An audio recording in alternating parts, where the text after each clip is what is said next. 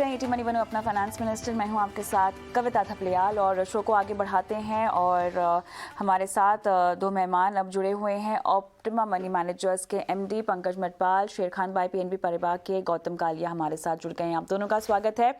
दर्शकों के सवाल हम लें उससे पहले बहुत ज़रूरी है कि हमेशा वैसे तो हम निवेश के रूल्स दर्शकों को समझाते ही रहते हैं, लेकिन गौतम पर्सनल फाइनेंस का एक रूल है 50-20-30। इसके बारे में हमें जानकारी दें, क्योंकि बहुत ज़रूरी है कि कुछ थंब रूल्स जो होते हैं उनको अप्लाई किया जाए अपने फाइनेंशियल पोर्टफोलियो में। आपका पोर्टफोलियो चाहे कितना भी बड़ा हो जाए, शुरुआत हमेशा फंडामेंटली स्ट्रॉन्ग रूल्स के साथ ही करनी चाहिए। बताएं। तो 50-30-20 रूल सिंपल है। अगर आप 100 रुपये कमाते हैं तो 50 रुपये उस चीज़ के लिए रखिए जिसमें आपका गुजारा हो सके, रोटी कपड़ा मकान। मतलब कि आपका रेंट, आपका फिक्स्ड, जो भी आपका इलेक्ट्रिसिटी, आपका घर की सफाई, वो सब का खर्चा, किचन में खाना बनाने के लिए जो सामान है वो सब। तो ये इससे आपका गुजारा होता है 50 रुपए से 100 रुपए पे। और 30 रुपए वो चीज होगी जो जिसमें जिंदगी जीने के लिए आप पैसा कमा रहे हैं। तो मतलब अगर आपको सलमान खान की फर्स्ट डे फर्स्ट शो देखनी है और उस पर अगर आपको 500 रुपए टिकट पे खर्च नहीं है तो वो आपका 30 रुपए में आ गया। और वैसे आपको जो भी करना है, आपने मतलब थोड़ी शॉपिंग करनी है या कुछ थोड़ा सा घूमना है या जो आपको चाहिए, जैसे कि अगर फ्रिज चाहिए या टीवी चाहिए, तो वो चीज, मोबाइल फोन चाहिए, तो वो चीज आपकी 30 रुपीज में आ जाती है। और फिर बचता है 20 रुपए जो आपको अपने सेविंग्स और इन्वेस्टमेंट्स में डालना चाहिए, जो फ्यूचर के लिए काम आएगा। तो ये तय है कि ये रेशियो एक थंब रूल है, ऐसा नहीं है कि ये आपको ऐसे ही करना है। और ज्यादातर हम तो यही बोलते हैं अपने इन्वेस्टर्स को कि जितना वो 20% जितना आप वो बढ़ा सकते हैं उतना ही आपको फायदा है बाद के लिए, उतना ही आप अपना 30% पे खर्च सकते हैं बाद के लिए। तो ये चीज है। कोई लोग जब शुरू करते हैं तो 50-30-20 मुश्किल होता है क्योंकि सैलरी कम होती है और रेंट बहुत हाई होते हैं। अगर आप बॉम्बे से शहर में रह रहे हैं तो रेंटल्स तो सबको पता ही है कितने महंगे हैं। और जैसे आप एक्सपीरियंस गेन करते हैं और आप आगे बढ़ते हैं अपने करियर में, तो वो 50% आप 40 पे भी ला सकते हैं, 30 पे भी ला सकते हैं। और उसी तरह से आप वो 20% जो है जहाँ सेविंग्स और इन्वेस्टमेंट्स करनी है, तो उसमें इसी आप पर मैं आ रही थी, क्योंकि रूल वैसे तो 50-30-20 है। स्क्रीन पे गलत फ्लैश हुआ था, उसको हम ठीक करवाएंगे। लेकिन पंकज जी, जैसे कि गौतम भी कह रहे थे कि ज़रूरतें बढ़ती हैं, आपका कमाई करने का जो स्रोत है वो बढ़ता है, आपके पास कभी कभी मल्टीपल इनकम्स हो सकती हैं, आप जिस कमाई को एक कर रहे हैं उसमें भी आपका इजाफा हो सकता है। तो ऐसे में चाहतों पर थोड़ा सा लगाम लगाकर क्या निवेश का जो परसेंटेज है उसको बढ़ाना सही होता है या करना चाहिए? कविता, देखिए, काफी हद तक डिपेंड करता है इंडिविजुअल्स पर। जैसे आपने कहा कि शुरुआती दौर में इनकम कम होती है, लेकिन शुरुआती दौर में खर्चे भी या जिम्मेदारियां कम होती हैं। क्योंकि अगर मैं बात करूं 25 से 30 साल की उम्र में, तो हो सकता है कि हस्बैंड वाइफ दो ही हो घर में, लेकिन बाद में बच्चे, उनकी एजुकेशन की जिम्मेदारी, शादी की जिम्मेदारी, तो खर्चे भी बढ़ते हैं। तो लेकिन फिर भी ये जो रूल है कि 50-30-20 ये सही है। लेकिन अगर संभव हो पाए तो आपको भविष्य के लिए निवेश ज्यादा करना चाहिए। जितना ज्यादा हो सके उतना ही आसान होगा, ये बिल्कुल सही है। लेकिन मैं एक ही बात कहूंगा, हम पहले भी वही बात कर रहे थे कि किसी भी व्यक्ति को अपनी जिंदगी जीनी भी चाहिए समय पर, क्योंकि समय वापस नहीं आता है। और ऐसे में भविष्य में यदि आपके पास में पैसा नहीं होगा और उस वक्त किसी तरह की दिक्कत होंगी तो भी गलत है। इसके लिए आप ये 30-20 थोड़ा बहुत ऊपर नीचे हो सकता है, लेकिन ये ध्यान रखिए कि जितना भविष्य के लिए बचा पाएं और उसको सही से निवेश कर पाएं, उस पर आप जरूर ध्यान दें। गौतम, अब इसमें ना बहुत देखिए ज़रूरी खर्चों की अगर मैं बात करती हूँ गौतम, और इसमें अगर मान लीजिए हम लोन, घर के लोन या गाड़ी के लोन, ये पोर्टफोलियो कंसिडर करना चाहें, तो ये आपकी कमाई का कितना हिस्सा होना चाहिए? क्योंकि ठीक है, आपने अलॉट तो कर दिया स्पेसिफिक परसेंटेज, लेकिन उसमें से भी डिवीजन होना चाहिए ना कि कितने खर्चे का परसेंटेज कितना होना चाहिए। उसको हम कैसे ब्रेक डाउन कर सकते हैं बारीकी से? तो ऐसा है कि आप देखिए, अगर आपने गाड़ी लेनी है तो आप गाड़ी 5 लाख की लें या 50 लाख की लें, तो उस पे आपका पूरा परसेंटेज हिल सकता है ईएमआई पे, अगर आप लोन पे ले रहे हैं। तो ये जो रेंज है ये हमेशा जैसे चॉइस की बात होती है, क्योंकि अगर आपने 50 लाख की गाड़ी ले ली तो उसका आप ईएमआई भरेंगे, और जो पैसा जो आप एडिशनल दे रहे हैं पैसा, वो पैसा आप अपने 20% में रख सकते थे, मगर आपने बोला नहीं, मुझे वो अपना 30% में ही मुझे आज के दिन मेरे लिए गाड़ी बहुत इंपॉर्टेंट है, वो भी महंगी वाली गाड़ी, क्योंकि मेरे लिए बहुत ये ज्यादा इंपॉर्टेंट है कि लोगों को लगे कि मैं अमीर हूं या मैं अच्छा कर रहा हूं। तो हर आदमी की हर पर्सन की अपना अपना रिक्वायरमेंट होता है, मगर हमारा काम तो यही है बताना कि आपको बैलेंस करना है हर चीज। तो अगर आप बड़ा घर लेंगे शुरू में तो आपका ईएमआई भी बढ़ जाएगा, जितना आपका ईएमआई रहेगा उतनी कम आपकी सेविंग्स और इन्वेस्टमेंट्स होंगी दूसरे फाइनेंशियल इंस्ट्रूमेंट्स में, उतना आपको बाद में सेव करना पड़ेगा अपने रिटायरमेंट और अपने बच्चों के एजुकेशन के लिए। तो आपने अगर शुरू में बड़ा घर ले लिया, बड़ा लोन ले लिया, तो फिर आप 5-10 साल के लिए वो बड़ा ईएमआई पे करते रहेंगे, वो चुकाते रहेंगे, और फिर जाके आपकी आमदनी उतनी बढ़ेगी कि आप दूसरे चीजों के लिए पैसा बचा सके। तो ये हर चीज को आपको संतुलन बना के रखना चाहिए, और हर जैसे बोला कि हर आदमी का अपना प्रेफरेंस रहता है। तो अगर आपको बड़ी गाड़ी चाहिए तो फिर आपको घर पे कॉम्प्रोमाइज करना पड़ेगा, या तो घर बड़ा चाहिए तो फिर गाड़ी पे कॉम्प्रोमाइज करना पड़ेगा, या तो गाड़ी लीजिए ही ना और पब्लिक ट्रांसपोर्ट पे गुजारा करिए, क्योंकि आपका 20% ज्यादा इंपॉर्टेंट है, आपका रिटायरमेंट ज्यादा इंपॉर्टेंट है। कोई लोगों को ट्रैवल ज्यादा पसंद है तो उसके लिए ज्यादा पैसा बचाते हैं। तो वो हर आदमी पे डिपेंड करता है। पंकज जी, यहाँ पर रिटायरमेंट के बाद भी यही रूल होगा आपके फाइनेंशियल पोर्टफोलियो पर, या तब तक बदल जाएगा मामला? तो तब पंकज जी, अच्छा जी, मैं बताया, देखिए बदल जाएगा, क्योंकि हम बात कर रहे हैं यहाँ पर सेविंग की, कि 20% आप सेव कीजिए, इन्वेस्ट कीजिए। रिटायरमेंट के बाद आपको सेव नहीं करना है, बल्कि ऑलरेडी सेव कर चुके हैं, तो जो भी पैसा आपने इकट्ठा किया है उसमें आपको घर का खर्च चलाना है और साथ में आपको अपने शौक पूरे करने हैं। तो वहां पर हो सकता है कि 50-50% भी आपका हो जाए, क्योंकि फिर आपको फर्दर सेविंग नहीं करनी है। लेकिन ये तभी संभव हो पाएगा जब वक्त रहते हुए आप सही अमाउंट जोड़ पाएंगे। लेकिन यदि 60 ईयर्स की एज में भी उतना पैसा नहीं होता है कि उस पर अगले 30 साल आप सर्वाइव कर सकें, तो हो सकता है कि फिर आपको और अर्न भी करना पड़े और सेव भी करना पड़े। तो यदि शुरुआत से ही इस रूल को फॉलो करते हैं तो मेरे हिसाब से रिटायरमेंट के बाद आपको सिर्फ अपने शौक के लिए और जरूरत के लिए खर्च करने की आजादी होगी, तो वहां पर ये रूल चेंज हो जाएगा। ऑलराइट, चलिए, तो 50-30-20 अगर आपको शुरुआत करनी है अपने निवेश की तो इस रूल के साथ आप कर सकते हैं, लेकिन जैसे जैसे आपकी कमाई बढ़ेगी वैसे वैसे थोड़ा सा इस रूल के दायरों में भी आपको बदलाव करने की ज़रूरत रखनी चाहिए। स्पेशली इन्वेस्टमेंट का जो आपका एलोकेशन है वो बढ़ना चाहिए।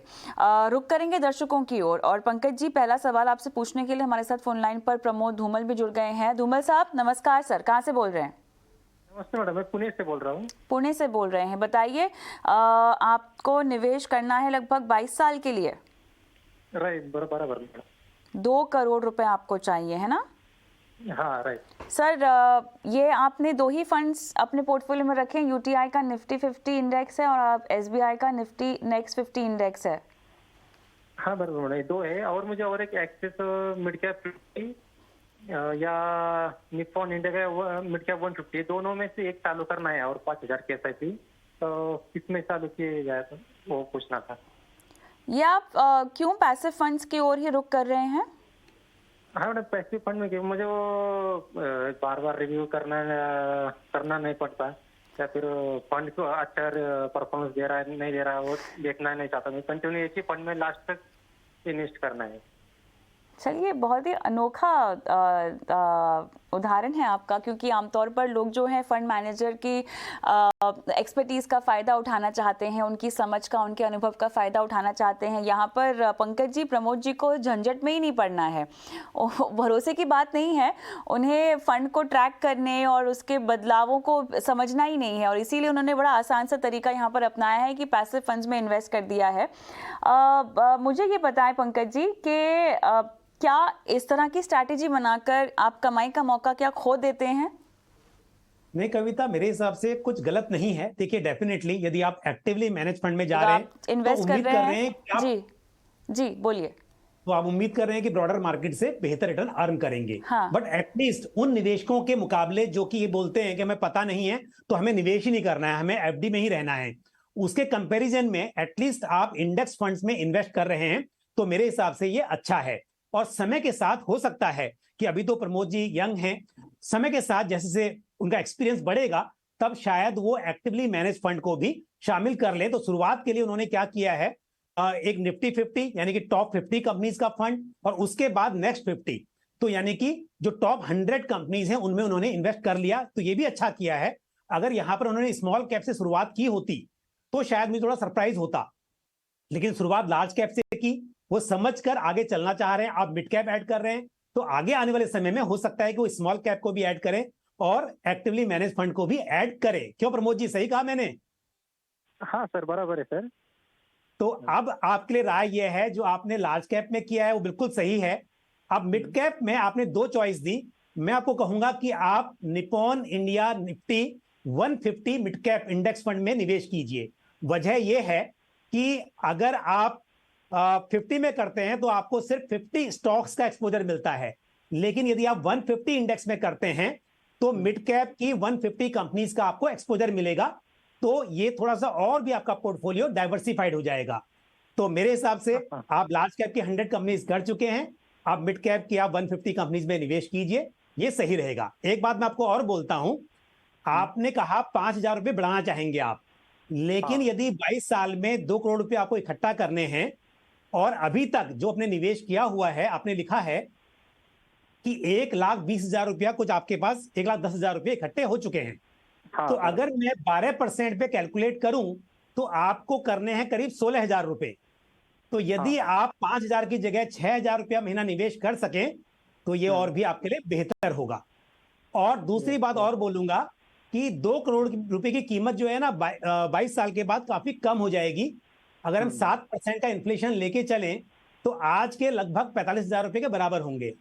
तो आप अभी 6,000 रुपए से निवेश तो कीजिए ही, 2 करोड़ तो बनाइए, पर समय के साथ जितना पॉसिबल हो सके इसे और बढ़ाते भी रहिए ताकि आपके पास 2 करोड़ नहीं उससे ज्यादा राशि इकट्ठा हो सके। ये ऑल द बेस्ट आपके इन्वेस्टमेंट पोर्टफोलियो के लिए। अगले दर्शक हमारे साथ गौतम के लिए भास्कर फोन लाइन पर हैं। भास्कर का सवाल हमारे पास है। भास्कर जी नमस्कार, कैसे हैं आप सर? ठीक है। ऑलराइट, आपका सवाल आपने व्हाट्सएप पर भेजा है गौतम, बताएं झटपट क्या सलाह होगी इनके लिए।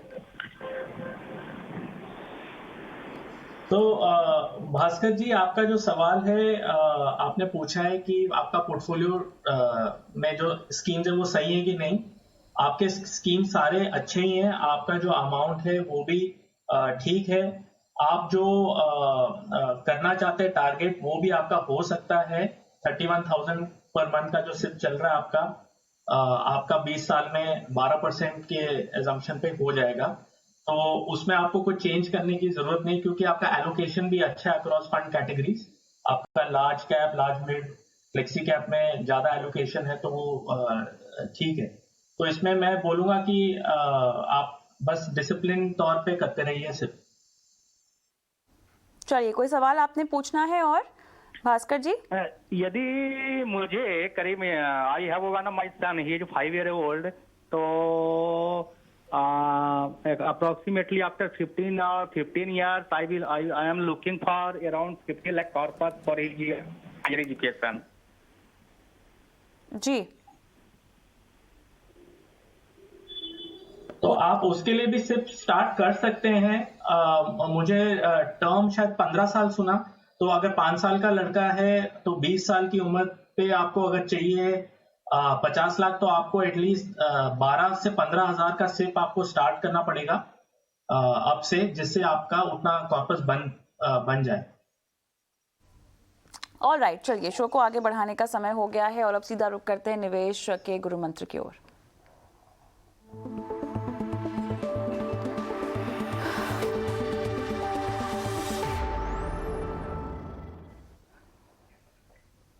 पंकज जी बताएं क्या है आपका गुरु मंत्र आज का?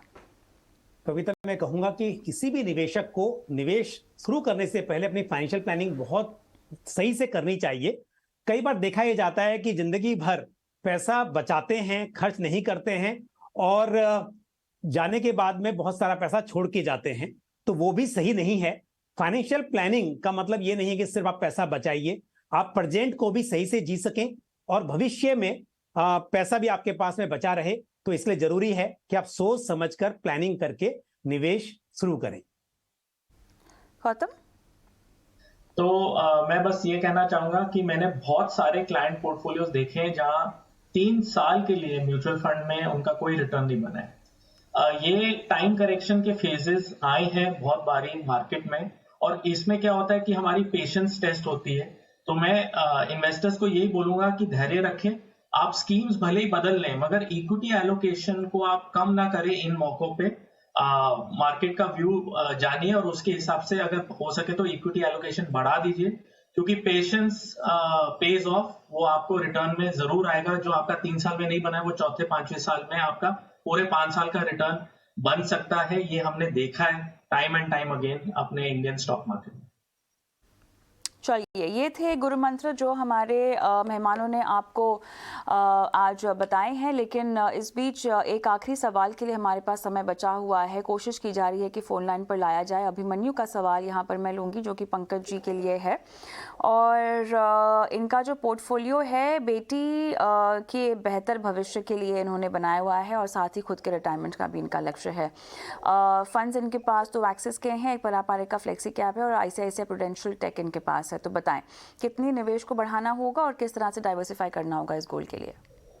बिल्कुल, देखिए जहां तक बच्चे की भविष्य के लिए बात कर रहे हैं तो उसके लिए पैसे मेरे हिसाब से काफी हो जाएंगे जितना निवेश कर रहे हैं। रिटायरमेंट के लिए अलग से इनको और इन्वेस्टमेंट करना होगा और उसके लिए सजेशन ये होगा कि 9,000 रुपीज पर मंथ का ये इन्वेस्टमेंट शुरू कर दें और समय के साथ उसको करीब 10% से बढ़ाते भी जाएं।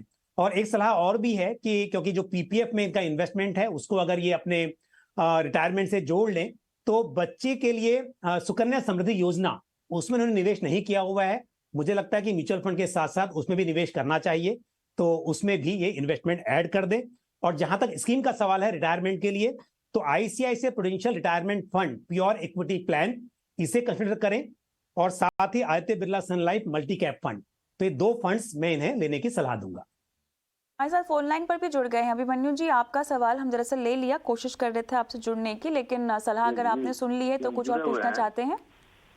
जी हम जुड़े हुए हैं, तो बोले कि मेरा जो है वो बेबी के लिए वो अच्छा है कि नहीं, बच्चे के लिए? हाँ, तो उसका जवाब दे दिया उन्होंने, आप मिस कर गए तो YouTube पर देख सकते हैं। इसके अलावा कुछ और पूछना चाहते हैं? फंड्स पे सलाह दे दी है। निवेश राशि कितनी बढ़ानी होगी पंकज जी ने? 9,000 रुपया महीना ये अभी निवेश करें और बाद में उस अमाउंट को 10% से और बढ़ाते रहें, ये होगा।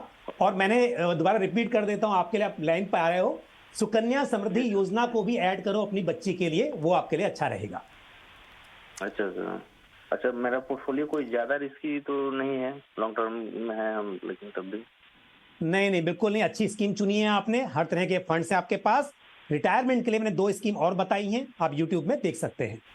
चलिए, बहुत बहुत धन्यवाद सवाल भेजने के लिए अभिमन्यु जी। और इसी के साथ पंकज जी आपका, गौतम आपका बहुत बहुत धन्यवाद। दर्शकों की फाइनेंशियल प्लानिंग आज आपने लाइव शो पर कराई और इसी के साथ मुझे भी इजाजत दें, लेकिन